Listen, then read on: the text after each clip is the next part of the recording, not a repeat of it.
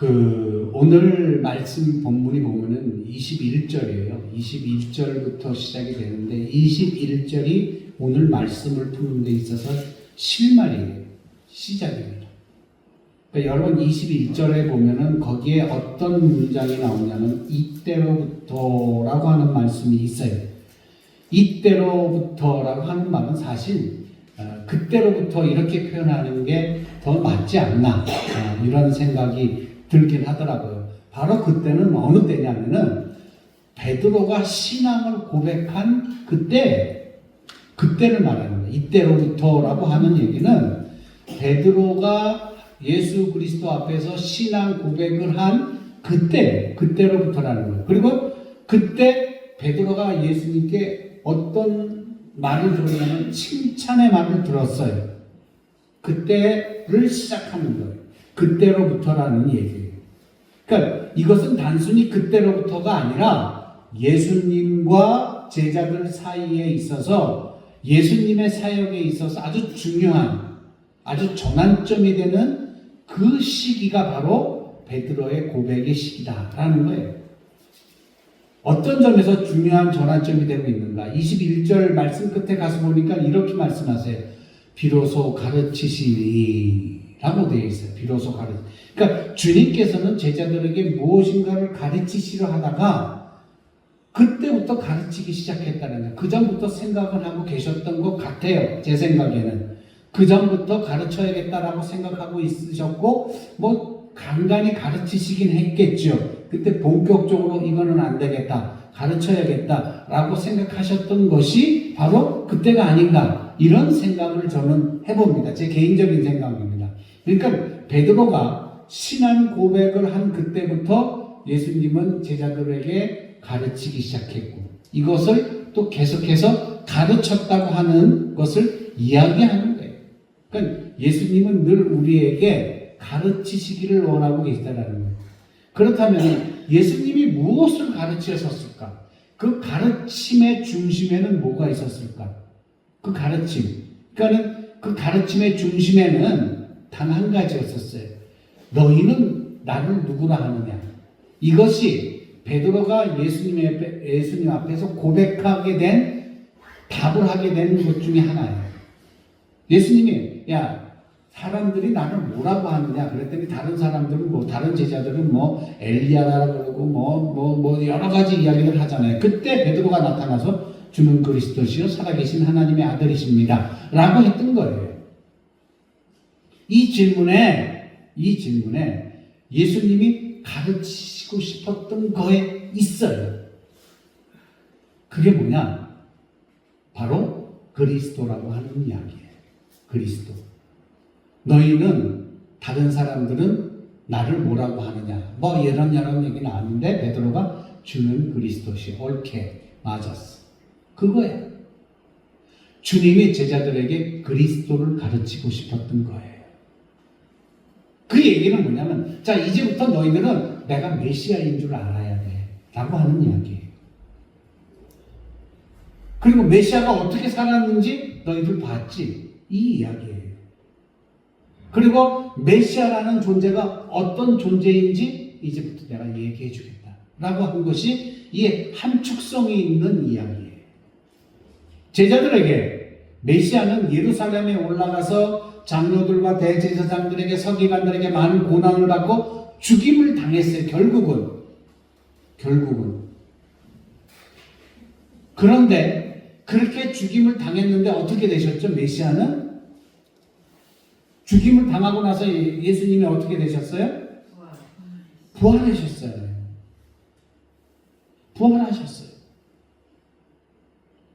그래서 예수님이 그 이야기를 가르치신 거예요. 이게 메시아가 가는 길이다. 고통당하고 그리고 고난당하고 이런 것들은 다 메시아가 당하는 길이다. 그리고 십자가에 달려 죽을 것이다. 그리고 결국은 메시아는 부활한다. 이거를 가르치고 싶었던 거예요. 그런데 문제가 여기 있어요.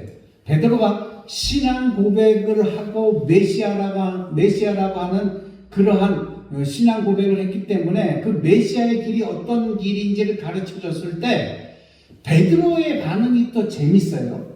메시아가 이런 거다라고 가르쳤을 때의 베드로의 반응이 22절에 나왔어요. 뭐라고 얘기하냐면 베드로가 예수를 붙들고 22절 한번 볼까요? 22절에 베드로가 예수를 붙들고 항변하여 이르되 주여 그리마옵소서 이 일이 결코 주께 미치지 아니하리다 라고 했어요. 아니 그런 말씀 하세요. 그런 말씀 이런 일 절대로 안 일어납니다. 주님이 죽으시는 일이 절대로 안 일어납니다. 재판받는 일이 절대로 안 일어납니다. 걱정하지 마세요. 베드로는 이렇게 얘기하는 거예요. 여기서 베드로가 예수를 붙들었다라고 하는 얘기는 아주 옆에 바짝 붙어 서 있다라는 얘기예요. 아주 바짝 붙어 서서 주님의 팔짱을 아마 꼈을 거예요. 탁 끼고 아니에요. 그런 말씀 마세요. 절대로 그런 일이 없을 겁니다. 주님 그런 말씀 마세요. 절대로 그런 일이 없습니다. 아니면은 팔짱 끼지 않았으면은 그렇게 말씀하시는 주님 앞에 가서 주님을 탁 붙들고 주님 그런 말씀 하세요. 선생님 절대로 그런 말씀 하세요. 절대로 그런 일이 일어나지 않을 겁니다. 선생님이 왜 고통당하십니까? 선생님이 왜 십자가를 지고 가십니까? 선생님이 왜 십자가 달려 죽으십니까? 절대로 그런 일이 안 일어날 겁니다. 무릎 꿇고 예수님을 붙들고 얘기했을지도 모른다는 이게 여기서 붙들었다는 얘기예요. 그리고 나서 붙들고 어떻게 했어요? 예수께서 붙들고 항변하여 이르되 여기서 항변하여라고 하는 말은 뭐냐면은 바로 간하여 드립니다. 뭐 이런 얘기죠. 그러니까 에피티만이라고 하는 헬라어로 쓰고 있는데 그건 경고예요. 주님 절대 그런 얘기 하지 마세요. 이 경고성의 이야기의 뜻을 담고 있는 게 이 바로 항변한다라는 이야기예요. 주님이 그렇게 하시면 안 돼요. 주님 그런 말 하지 마십시오. 이 말을 이제 그만하십시오. 라고 하는 거예요. 이것은 하나님께서도 그렇게 안 하실 거예요. 그러니까 주님도 그러시면 안 됩니다. 라고 얘기하는 게 베드로예요. 이건 하나님의 뜻이 아니에요. 이런 식으로 얘기할 수 있는 거예요. 베드로의 이야기가 그거예요. 그리고 말하죠. 이 일이 결코 주님에게 미치지 아니하리라. 이 일이 결코 주께 미치지 아니하리라. 자, 여기서 우리가 잘 봐야 되는 게 뭐냐면은 주님이 하시고자 하시는 일을 결코 주님이 하실 수 없다라는 얘기예요. 그 얘기는 뭐냐면 베드로가 주님한테 하는 얘기. 내가 그 일을 주님이 선생님이 하시는 그 일을 내가 못하게 할 겁니다.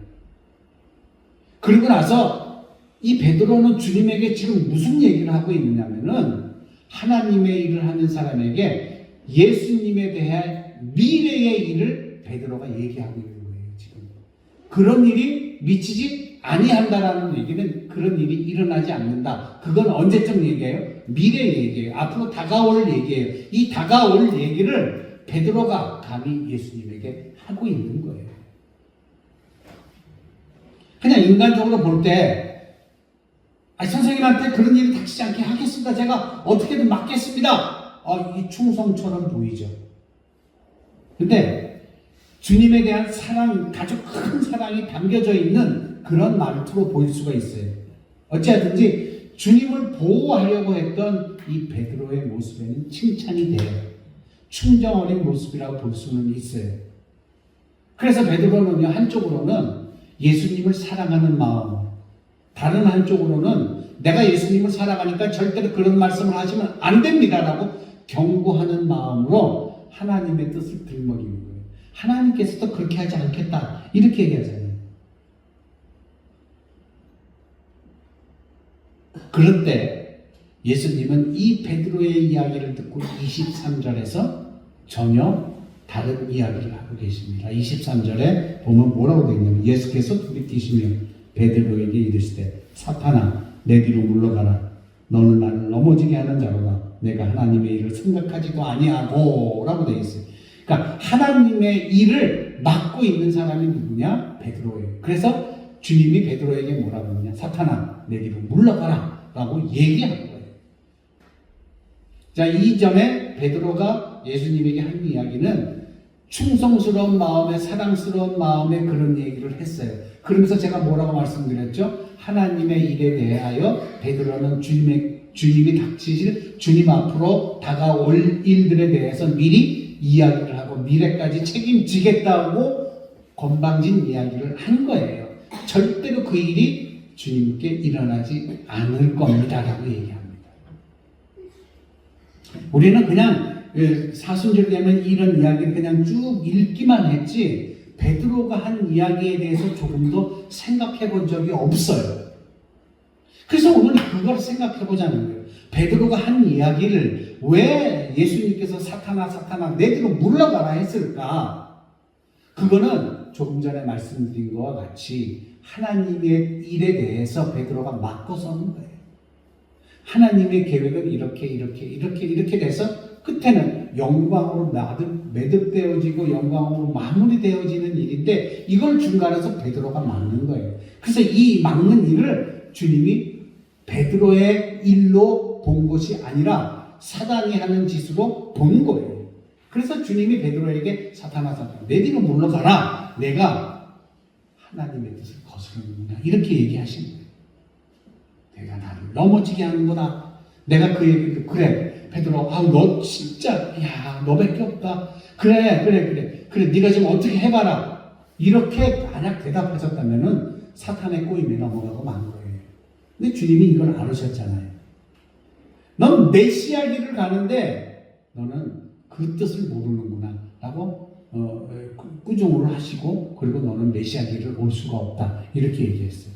그러고 나서 또 책망 어린 건데 사탄아 물러가라 내 뒤로 물러가라 하고 내가 하나님의 일을 생각하지도 않는구나. 그러고 나서 넌 사람의 일만 생각하는구나. 이 이야기는 뭐냐면은 너는 이미 내가 제자의 신분을 갖고 있고 제자로서 해야 될 본분이 있는데 그 본분을 저버렸어 라고 하는 경고성의 얘기예요.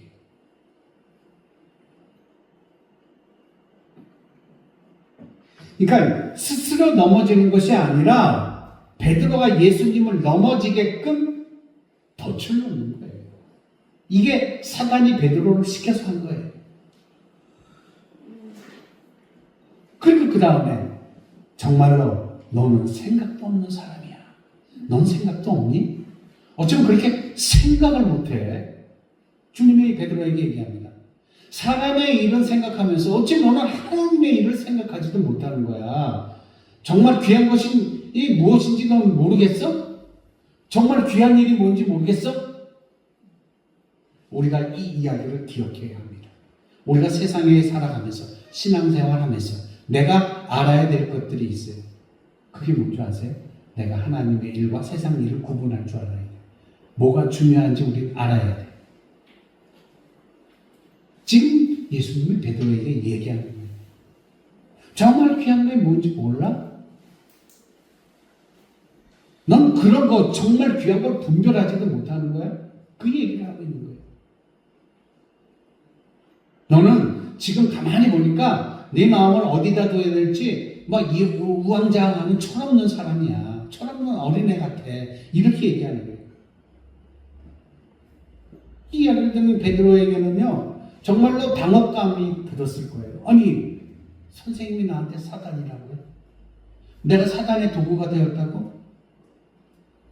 내가 정말 이 비천한 자리에 내가 있어야 될까? 막 이런 생각을 하고 있는 거예요. 충격의 자리가 됐겠죠.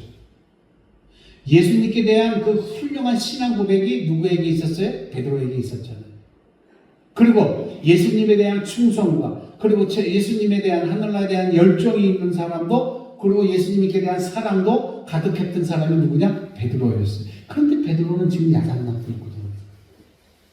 이 모든 것들이 다 깨어지고 말았어요. 무너지게 됐어요. 나는 고백했는데 나는 열심히 했는데 나는 충성을 다했는데 나는 사랑을 다해서 그렇게 섬겼는데 나한테 돌아오는 얘기가 이거야? 내가 이렇게 무너져야 돼? 라고 하는 충격적인 자리가 되었던 곳이 바로 지금의 이 자리예요. 어쩌다가 베드로가 지금 이 지경이 되었을까? 참으로 안타까운 일이죠. 그냥 보통 사람의 실수라면은 뭐 그럴 수 있겠다.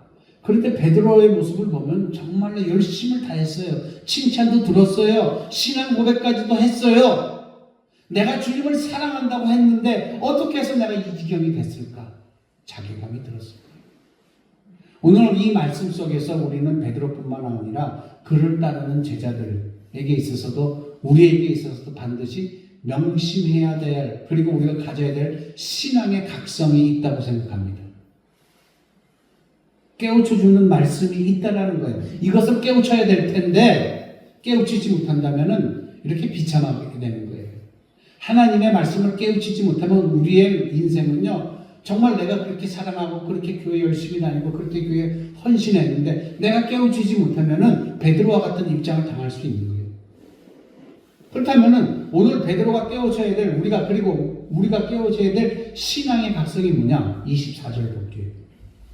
이에 예수께서 제자들에게 이르시되 누구든지 나를 따라오려거든 자기를 부인하고 자기 십자가를 지고 나를 따를 것이니라.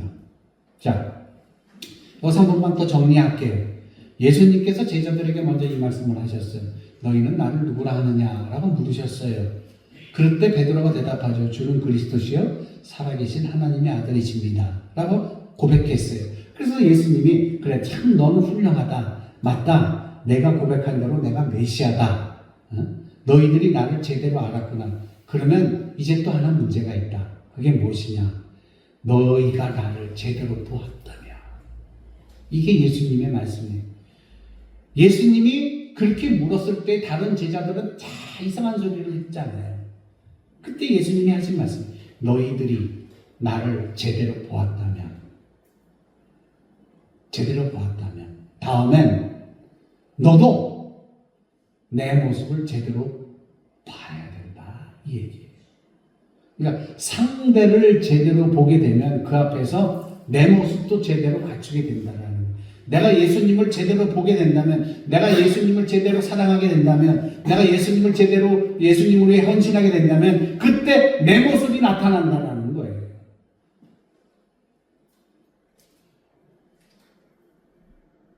여러분에게 있어서 예수님은 어떤 분이세요? 어떤 대상이에요? 우리가 믿는 대상이 누구인가? 우리의 믿음이 무엇인가를 알았다면은 그 다음에 내가 어떤 모습을 해야지 알아야 됩니다.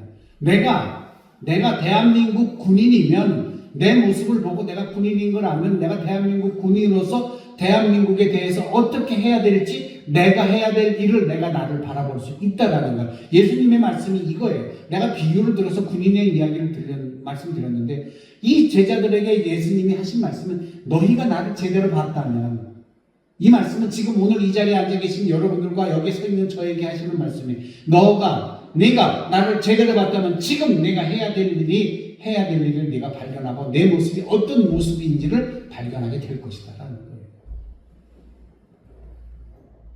주님 분명히 말씀하셨어요. 너희는 나를 누구라 했느냐? 물어봤어요. 내가 누군 줄 알아? 물어보셨어요. 그러고 나서 이렇게 말씀하시는 거예요. 이제 그렇다면은 이제 나를 제대로 좀 바라봐. 응? 나를 좀 제대로 바라봐라 이거예요. 오늘 말씀에 그렇게 했어요. 그러고 나서 오늘 말씀이 뭐라고 했어요? 너는 나를 따라오려거든. 그러면서 예수님이 우리에게 뭐라고 그러냐면 너는 따라오는 자다라고 얘기했어요. 너는 따르는 자야. 누구를? 메시아를. 너는 선택과 소명에 응답한 사람이야. 오늘 이 자리에 앉아 계신 여러분들은 예수를 만났고 예수를 만남으로 신앙생활을 하겠다고 소명을 받고 사명을 받고 오늘 이 자리까지 앉아 계십니다. 나를 따라야 된다. 넌 따르는 자야. 그리고 나서 그 다음에 뭐라고 말씀하셨어요? 그리고 너를 부인해야 돼 라고 말씀하셨어요. 그런데 베드로는 어떻게 됐어요? 착각했어요. 자기가 하는 것만이 주님을 사랑하는 거라고 착각했어요. 내가 지금 주님 절대로 그런 말씀 마십시오. 내가 그런 일이 없도록 하겠습니다. 이것이 자기의 이 모습이 주님을 사랑하는 모습이라고 착각하고 있다는 거예요. 자기가 주님을 붙들고 자기가 주님 앞에 가까이 서서 자기가 하는 방식이 최고의 방식이라 얘기하고 있는 거예요. 그렇게 착각하고 있는 거예요. 그래서 우리는 이 세상을 살면서 신앙생활을 하면서도 우리도 베드로와 똑같은 착각을 하고 살아가고 있다는 거예요. 내 방법이, 내가 하는 것만이 교회에 득이 되고 교회에 잘하는 일이야 라고 생각하는 성도가 얼마나 많아요. 내가 하는 방식이 주님을 위하는 방식이라고 주장하는 교인들이 얼마나 많아요. 내가 하는 것만이 하나님의 영광을 위하는 거라고 자신 있게 얘기하는 성도가 얼마나 많아요. 착각하지 마세요. 착각할 때가 있습니다. 그리고 또 한 가지 베드로가 착각했어요. 그게 뭔지 아세요? 자신이 주님에게 명령할 수 있다고 착각하고 있는 거예요. 자신이 주님에게 명령할 수 있다고 착각한 거예요. 아까 보십시오. 22절에 베드로가 예수를 붙들고 항변하여 이르되 주여 그리 마옵소서. 그리 마옵소서. 그렇게 하면 안 됩니다. 라고 지금 베드로는 주님에게 명령하고 있는 거예요. 그것뿐만 아니라 명령만 한 게 그것뿐만 아니라 베드로는 지금 예수님에게 뭐라고 얘기하냐면 주님의 미래까지 내가 보장할 수 있습니다 라고 하는 그 좀 다소 수위가 높은 이야기를 했어요. 내가 주님의 미래를 보장하겠습니다. 이렇게 얘기를 한 거예요. 그래서 주님이 이 말을 듣고 주님이 베드로를 깨우치게 하는 거였었어요. 일어나 정신 차려. 내가 누구인지 잘 봐. 너 자신을 봐봐. 너가 누구인지. 너는 내 제자야. 너는 내가 나를 따라오라. 그러면 넌 나를 따라오는 거야. 너는 내 하고 따라오는 자야. 너는. 그리고 너가 나를 따르는 자일 뿐이지 그 이상도 아니야. 그 이상 다른 모습, 너에 대한 다른 모습은 생각하지 마. 네가 지금 나에게 명령하고 내 미래를 보장할 수 있는 그런 위치에 있다고 착각하지 마. 그렇게 생각하지 마. 너는 그냥 내가 따라오라고 따라오는 자야. 이렇게 얘기하는 거예요. 잘 보세요. 베드로가 어떤 사람이에요? 부모를 내버려 두고 떠난 사람. 그물을 내버려 두고 떠난 사람이에요. 배를 내버려 둔 사람이에요. 다 버리고 주님을 따랐던 사람이에요. 그랬는데 주님이 또 따르라는, 넌 따르는 사람이야. 넌 내만 하고 나를 따라. 그 얘기를 하고 있는데 베드로는 너무 답답하죠. 내가 부모도 버리고 그물도 버리고 배도 버리고 나 다 버리고 주님을 따랐는데 그 얘기가 뭡니까? 이 얘기예요. 베드로는 자기가 버렸던 것을 떠올립니다. 내버려두고 떠났는데 내가 왜 지금에 와서 주님을 버렸는가? 나는 주님을 버린 게 아니에요. 난 주님을 사랑하기 때문에 그런 얘기한 거예요. 나는 주님의 헌신을 하기 위해서 그런 거예요. 내가 하나님의 영광을 돌리기 위해서 그런 말씀을 드린 거예요. 라고 얘기하고 있는 거예요. 그러고 나서 너는 나를 따라와야 돼. 그리고 너를 부인해야 돼. 그러고 나서 마지막에 방법을 제시하는데 그게 뭐냐면 자기 십자가를 지고 나를 따라야 된다. 여러분 십자가가 어떤 거예요? 십자가는 부끄러운 거예요. 사형 집행 도구예요. 사형수가 직접 그 십자가를 지고 사형하는 장소까지 올라가야 되는 사형 틀이 바로 십자가예요. 이 말씀이 곧 뭐예요? 주님을 따르는 것이 곧 십자가를 지는 거다라고 하는 거예요. 나에게 있어서 나에게 일어나는 어떤 영광이나 나에게 일어나는 어떤 이익이나 나에게 일어나는 어떤 능력이나 나에게 일어나는 어떤 충족이 주님을 따르는 것이 아니라는 거고, 내가 주님을 따른다는 건 주님이 지셨던 그 고난의 십자가, 고통의 십자가, 모면의 십자가, 이걸 지고 따라야 되는 거예요. 그야말로 인간에게 있는 욕구와 욕망과 유혹을 허락하지 말고 죽음을 내가 죽는 것을 다 하더라도 하나님을 섬기고 예수님을 섬기고 교회를 섬겨라, 이 이야기예요. 할렐루야. 죽으라니까 겁나시죠? 대답도 잘 안 되죠? 입이 잘 안 열어지죠? 주님이 가신 그 길을 따르라고 하니까 덜컹 겁부터 나시죠? 저도 겁나요. 나도 사람이에요. 그런데 우리는 해야 돼요. 예수님이 하셨기 때문에. 그리고 예수님이 끝내 어떻게 되셨어요? 죽은 지 3일 만에 어떻게 되셨어요? 예, 부활하셨어요. 그게 우리에게 준 거예요.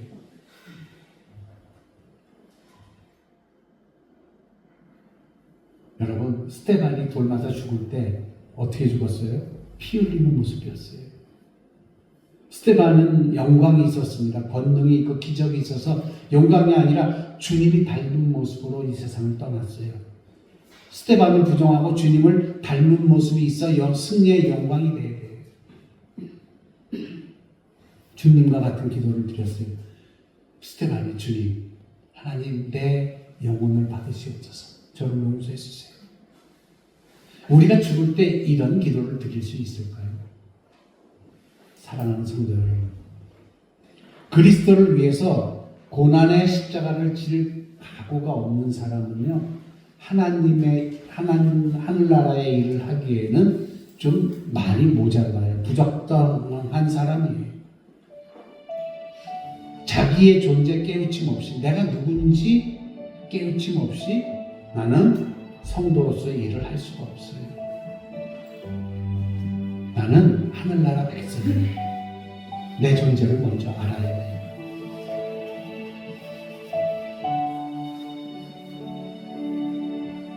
그럼에도 우리는 이런 안타까운 이야기를 이 자리에서 나누고 있는 거예요. 하늘나라를 사모하는 자들은 굉장히 많아요. 그렇죠? 여기 계신 분들은 하늘나라 가기 다 원하시죠? 근데 이 가운데 십자가를 질 분들이 과연 몇 분이나 있을까요?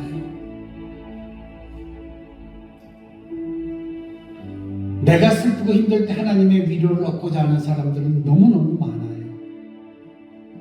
그런데 함께 고난 받으려고 하는 사람은 적어요. 하늘나라 잔치에 참여하고 싶은 사람은 많아요. 그런데 하나님 앞에 기도하는 사람은 그리 많지 않아요. 기쁨과 영광을 누리고 싶은 사람은 굉장히 많아요. 그런데 예수님을 위해 괴로움을 받고자 하는 사람은 드물어요. 이게 그리스도의 모습이었던 거예요. 안타까운 모습을 제가 여러분에게 말씀드린 거예요. 오늘 이 시간 한번 정리를 합시다. 그리고 확신해야 돼요. 이 시간은 확신해야 돼요. 나는 주님을 따르는 자요. 다시 한번 따라해 봅시다. 나는 주님을 따르는 자요. 나는 나를 부인하는 자요. 나는 십자가를 지는 자요. 다시 한번 합시다. 나는 주님을 따르는 사람입니다. 크게 합시다. 나는 주님을 따르는 사람입니다. 나는 나를 부인하는 사람입니다. 나는 십자가를 지는 사람입니다.